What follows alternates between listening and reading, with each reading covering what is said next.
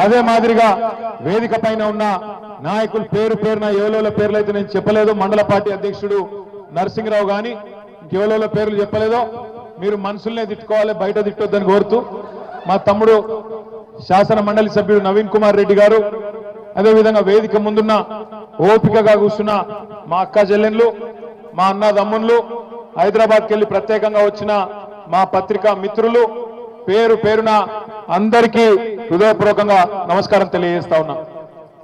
మీ అందరికి ఆకలి అవుతుంది, నాకు ఎరికే కొంతమంది కళ్ళబడతలేదు. ఎట్లెట్లా నువ్వు ఆగ్రాబాయి నువ్వు లొల్లి పెట్టక ఆగు, నా లొల్లి నాది, నీ లొల్లి నీది. అయితే పొద్దున షాబాద్కి వస్తున్నా, వచ్చేటప్పుడు ఎవరో ఏం మాట్లాడుతున్నారో చూద్దామని ఆయనతో పేపర్ తీసిన. పేపర్ తీసి చూసే వరకు నేను గత సంవత్సర కాలంలో చూసిన బెస్ట్ జోకు, అత్యుత్తమ జోకు పొద్దున పేపర్లో చూసిన. ఏంటిదా జోక్ ఎరికేనా? రేవంత్ రెడ్డి ఢిల్లీకి పోయిండు. ఢిల్లీకి పోయి ఢిల్లీలో ఆడ స్పీచ్ ఇస్తాడు రేవంత్ రెడ్డి. ఇలా పత్రికల్లో రాసిండు, తెలంగాణలో మొత్తం ఉద్ధరించిన ఢిల్లీని కూడా ఉద్ధరిస్తా, మీరు నా మాట నమ్మి ఢిల్లీలో కూడా కాంగ్రెస్ కి అధికారం ఇయ్యండి అని చెప్పి రేవంత్ రెడ్డి గారు ఢిల్లీలో చెప్తాడు. 6 గ్యారెంటీలు అమలు చేసిన, రుణమాఫీ మొత్తం చేసిన, మొత్తం తెలంగాణను ఉద్ధరించిన, 100 రోజులలోనే అన్ని ఇచ్చిన మాటలన్నీ నిలబెట్టుకున్నా, అదే తరీఖన ఢిల్లీలో కూడా చేస్తా, మీరు నా మాట నమ్ముండ్రి, తెలంగాణ ముఖ్యమంత్రిగా చెప్తున్నా అని చెప్పి రేవంత్ రెడ్డి గారు ఢిల్లీలో చెప్తున్నారు. ఇక్కడికి వచ్చిన మా ఆడబిడ్డలు నేను అడుగుతున్నా, మీరు జవాబు చెప్పాలి. అమ్మకు అన్నం పెట్టనోడు చిన్నమ్మకు బంగారు గాజులు చేయిస్తాడా? అమ్మకు అన్నం పెట్టనోడు చిన్నమ్మకు బంగారు గాజులు చేయిస్తాడా?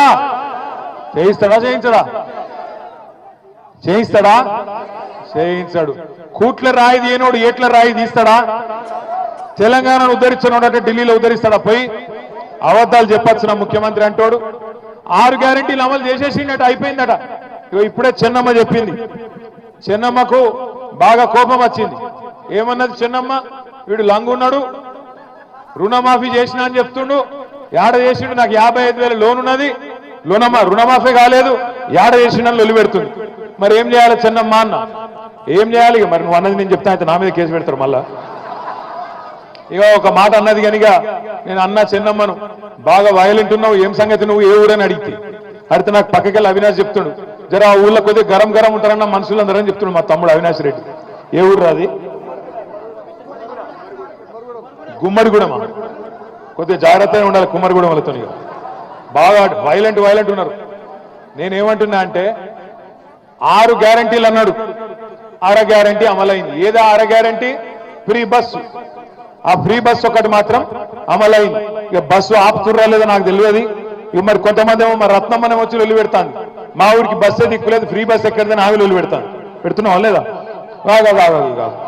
ఇక రత్నమ్మని మాట్లాడిస్తే ఇప్పుడు నన్ను మాట్లాడించట్లేదు. ఇప్పుడు ఇక్కడ ఎవ్వలకు మైక్ ఇచ్చినా మీరు తిట్టే తిట్లకు రేషం ఉన్నోడైతే ఇంకోడైతే ఆయనతో ఒక బకెట్లో నీళ్ళు నింపుకొని దుంకి చచ్చిపోతాడు. కానీ ఆయన రేవంత్ రెడ్డి, ఆయన గసండి ఏం లేవు, రేషము, సిగ్గు, ఇజ్జతు ఏమి లేదు. ఏది పడితే అది ఒరుడే, ఇష్టం వచ్చినట్టు అబద్ధాలు చెప్పుడే, ఇష్టం వచ్చినట్టు సిరుగుడే, ఊరేగుడే. నేను ఒక్క మాట అడుగుతున్నా, ఊళ్ళే ఎవరైనా ఒక మాట ఇస్తే లేదా ఏమైనా బాకిస్తే వాడు తిరిగి ఇవ్వకపోతే మనం కేసు పెడతాం. ఏం కేసు పెడతాం? 420 కేసు పెడతాం. వీడు చీటర్ ఉన్నాడు, చీటింగ్ చేసిండు, వీడి మీద మోసం చేసిండు కాబట్టి కేసు పెట్టాలి అంటాం. మరి గిన్ని మోసాలు చేసిన కాంగ్రెస్ ప్రభుత్వం, గింతమందిని మోసం చేసిన కాంగ్రెస్ ప్రభుత్వం ఇడిచిపెడదామా? రైతులను మోసం చేసిండా లేదా? ఏం చెప్పిండు రైతులకు? ఎంబడ ఊరుకుండ్రి. కేసీఆర్ గారు 1,00,000 రూపాయలు రుణమాఫీ చేసినా, ఆ 1,00,000 మీకు వచ్చినా మీరు ఎంబడే బ్యాంకు కురుకుండ్రి, 2 లక్షల రుణం తెచ్చుకోండి, నేను వస్తున్నా, రాగానే డిసెంబర్ 9 నాడు సంతకం పెడతా అన్నాడు. పెట్టిండా? రుణమాఫీ అయిందా కాలేదా? నేను అడిగిన అసెంబ్లీలో రేవంత్ రెడ్డి గారు, నిజంగా నీకు నిజాయితీ ఉంటే, నీకు చిత్తశుద్ధి ఉంటే, నీ సొంత ఊరు కొండారెడ్డిపల్లె కోదాం, లేదా నీ సొంత నియోజకవర్గం కొడంగల్ కోదాం. ఒక్క ఊర్లోనన్నా రైతులు గిన్న రుణమాఫీ అయిందని చెప్తే రాజకీయ సన్యాసం తీసుకుంటా, రాజీనామా కాదు రాజకీయ సన్యాసం చేస్తా అని అసెంబ్లీలో రేవంత్ రెడ్డి ముఖం మీద చెప్పిన. కానీ మాట లేదు, ఉలుకు లేదు, పలుకు లేదు. రేవంత్ రెడ్డి గారికి నేను చెప్తున్నా, సరే కొడంగల్ పోని, కొండారెడ్డిపల్లి పోని, రాష్ట్రంలో ఏ ఊరికైనా సరే, చేవెళ్ళ నియోజకవర్గం అయినా సరే, ఏ నియోజకవర్గం అయినా సరే, డేటు, ప్లేసు, టైము 3 నీ ఇష్టం. ఏ ఊరికంటే ఆ ఊరికి పోదాం.